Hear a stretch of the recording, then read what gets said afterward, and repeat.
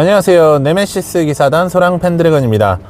오늘은 미친 필살기의 새로운 건어 크리스티나 여제입니다. 같이 보러 가시죠.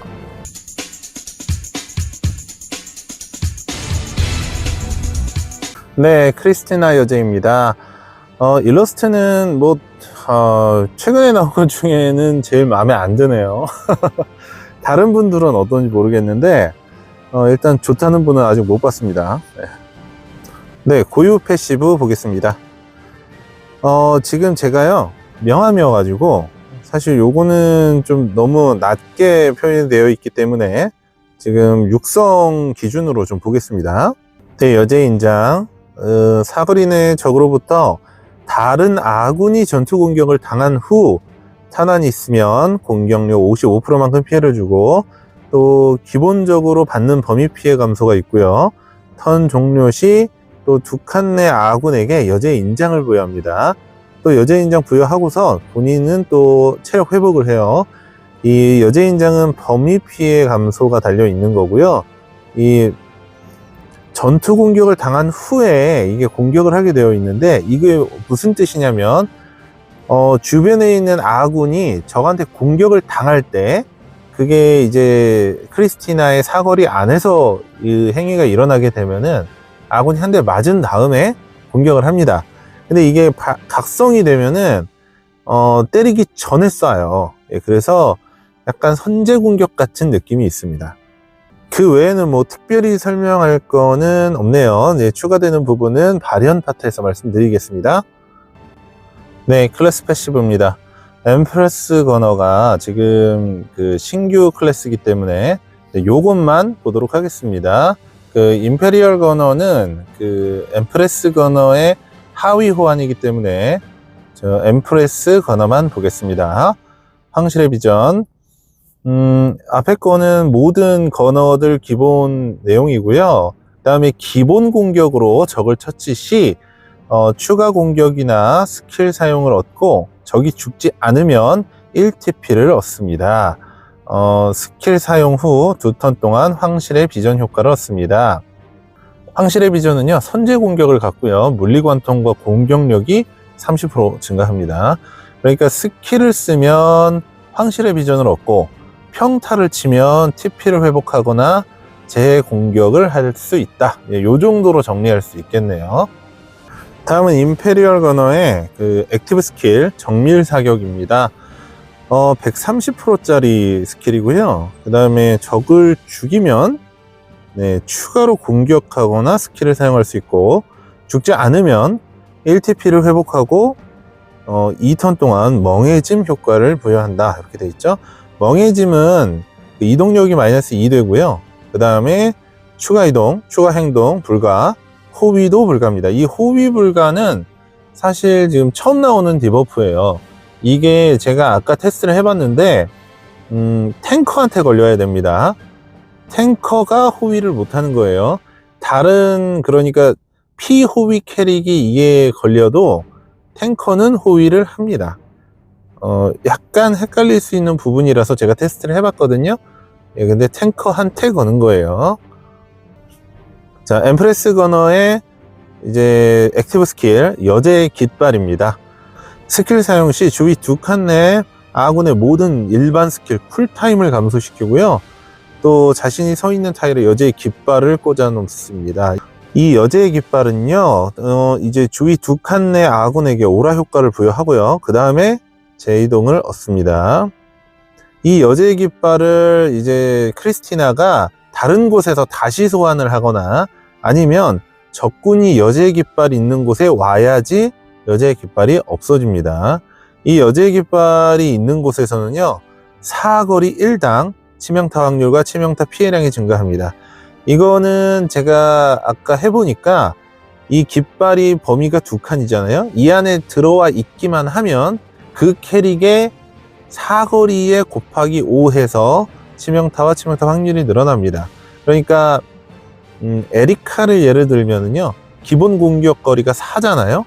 그런 캐릭터가 요 깃발 옆에 서 있으면 치명타와 치명타 피해량이 20% 증가를 합니다.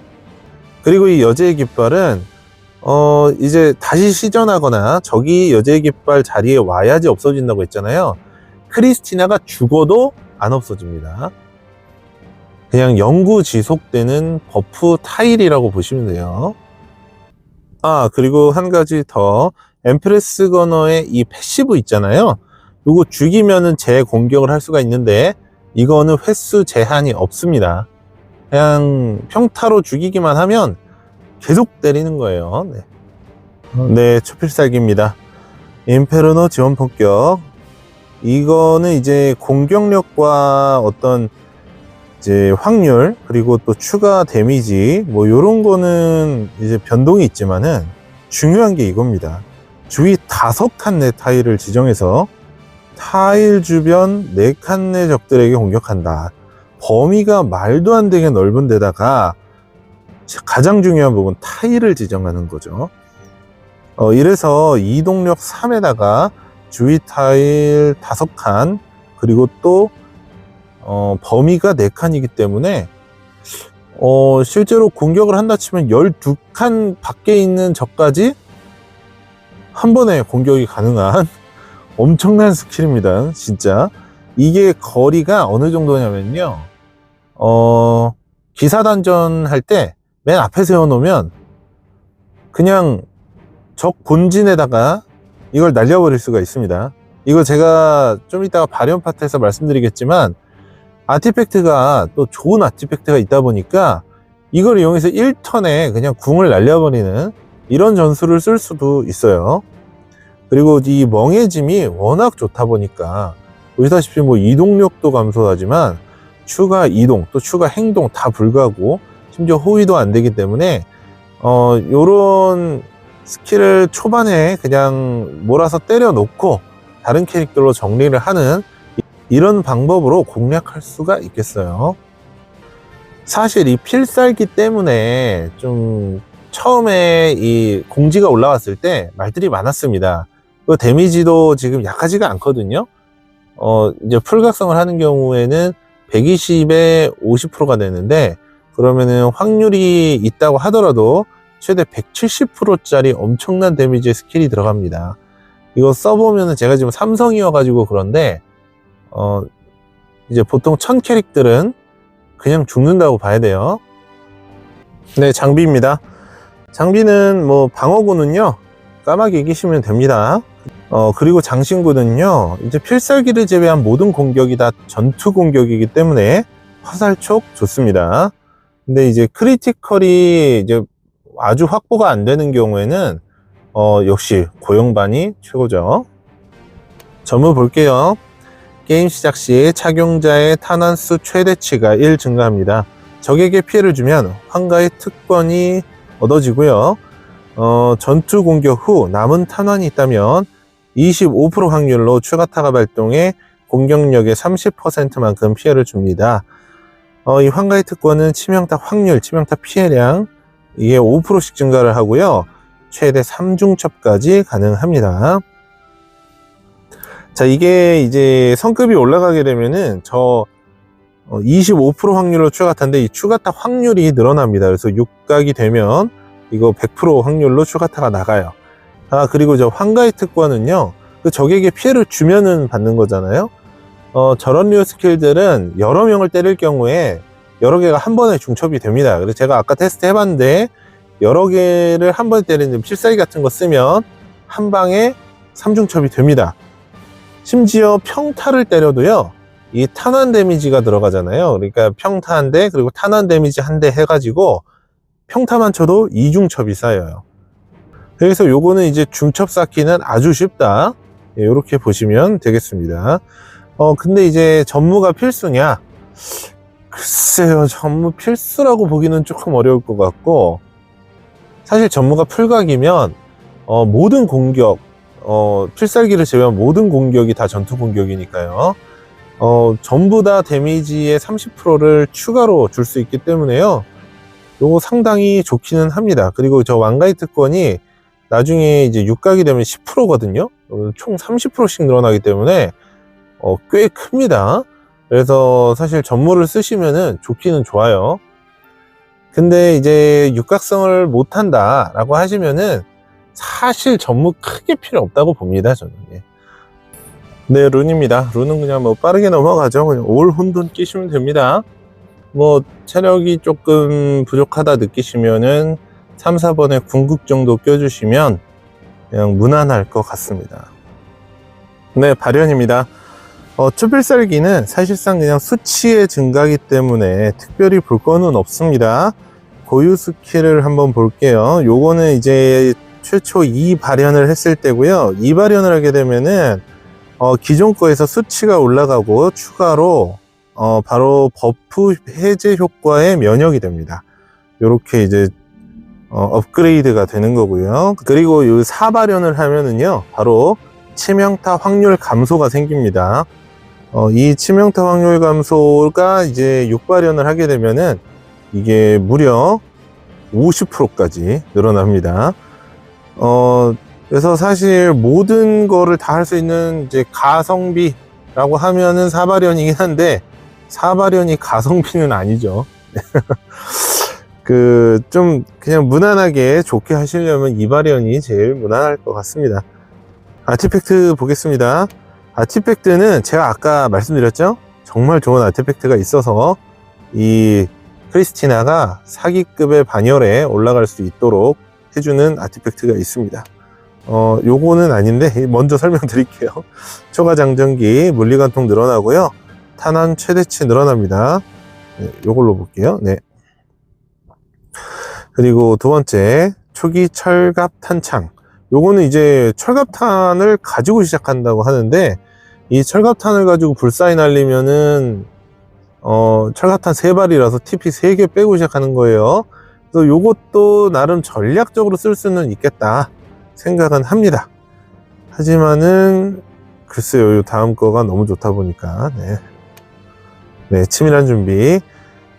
게임 시작 시 TP 1을 회복한다. 4로 시작한다는 소리죠. 그리고 치밀한 준비를 획득한다. 공격력이 30% 증가. 그러면은 1턴에 배려받고 바로 초필살기 날릴 수 있습니다. 아까 보셨죠? 거의 초필살기 원투링 캐릭터다 보니까 이 초필살기가 상당히 중요한데 요거를 1턴에 날릴 수 있다. 엄청난 아티팩트입니다. 아마 보통은 요 아티팩트를 가장 많이 쓰지 않으실까 생각이 들어요. 네, 크리스티나 여제였습니다. 필살기 원툴 캐릭터다 제가 말씀을 드렸는데, 사실 그 외에도 뭐 깃발이라던가 아니면은 자체적으로 공격력 올라가는 거, 추가 공격 등등 뭐 여러 가지 기믹이 많은 그런 캐릭터입니다. 공격력은 그렇게 나쁘지는 않아요. 확실히 이제 총 캐릭이다 보니까 공격력이 나쁜 편은 아니고요. 이게 지금 삼성인데도 뭐 일단 1800 정도 나오는 거 보면 지금 괜찮을 것 같습니다. 네, 이 필살기가 워낙 강력해 가지고 다른 부분이 좀 묻히긴 하지만 크리스티나 여제가 그래도 제 공격을 이용해서 정말 데미지를 그래도 꽤 줄 수 있는 그런 캐릭터예요. 나쁘지 않습니다. 네. 근데 필살기가 너무 좋죠. 예, 사거리가 말이 안 됩니다. 아마도 이번 단전에 크리스티나가 방대게 등장하는 경우가 많을 것 같은데요. 왜냐면 이제 1턴이던 2턴이던 와서 이제 바로 그 궁을 날리는 그런 전술로 많이들 배치를 하실 것 같긴 하거든요. 어떻게 나올지는 뭐 당연히 뚜껑을 열어봐야 알겠지만은, 저 필살기를 맞아 줄 만한 데미지가 나오느냐, 아니면 절대 맞으면 안 되는 데미지가 나오느냐, 이게 또 중요할 것 같습니다. 일단 저 크리스티나의 공격을 100% 맞을 수밖에 없거든요. 누가 맞던지 간에 맞을 수밖에 없어요. 범위가 너무 넓으니까 피할 수가 없습니다. 그걸 맞고 살은 다음에 또 디버프를 지우고 그리고 나서 이제 공격이 들어가야 되는데 참 쉽지가 않아요. 이 데미지가 아까 보셨다시피 필살기 개수가 꽤 높은 편입니다. 아마 풀각성을 하면은 웬만하면 죽을 것 같은데 한번 좀 그건 봐야 될 것 같아요. 이자벨을 이용해서 철벽 방어 해가지고 범위댐감을 이용해서 버티는 방법이나 아니면은 영광의 불이나 요런 걸로 좀 버텨야 될 것 같기는 합니다. 예. 아무튼 요 크리스티나 여제에 대해서 같이 리뷰해 봤습니다.